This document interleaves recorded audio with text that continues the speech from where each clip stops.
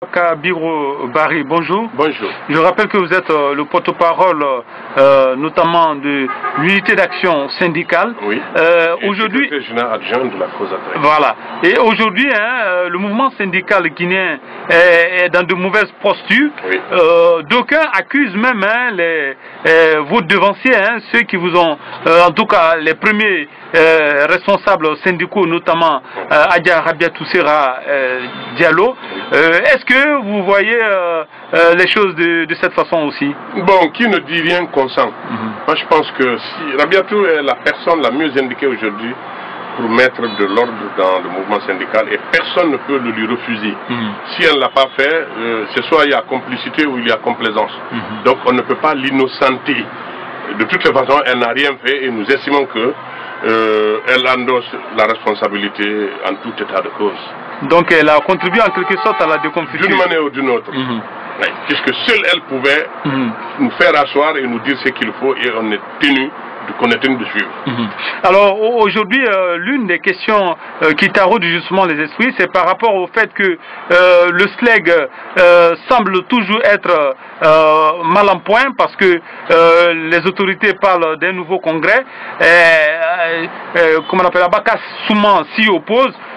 Si jamais on allait jusqu'à une grève, est-ce que vous allez soutenir Abaka Souman? Nous allons soutenir la grève parce qu'elle aura été voulue et préparé par le gouvernement.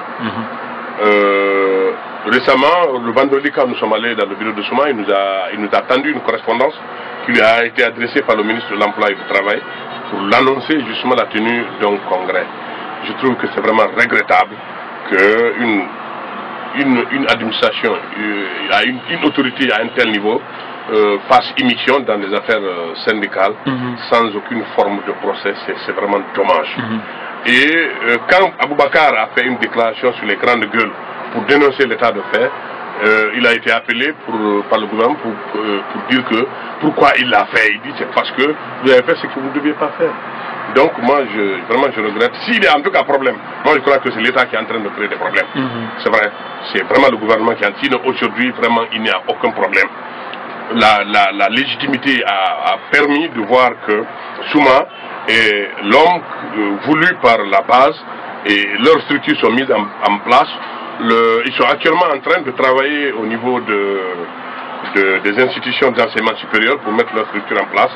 Je crois que vraiment le seul problème que cela pose, c'est leur représentation dans le bureau et ils vont faire un décalage de manière à ce que cela soit possible. C'est la seule condition. Le reste, c'est l'État qui est en train de parler au nom des universités. C'est vraiment voilà, on va revenir à ça tout à l'heure. Mais quand on écoute le chef de l'État, par exemple, dire publiquement que le niveau des enseignants guinéens est un niveau abécédaire, alors que vous défendez à chaque fois les intérêts des enseignants, est-ce que vous n'êtes pas un peu choqués vous aussi, vous les syndicalistes, plus que choqués, par cela? Est-ce que vous pensez que il a dressé un bilan que tout le monde connaît?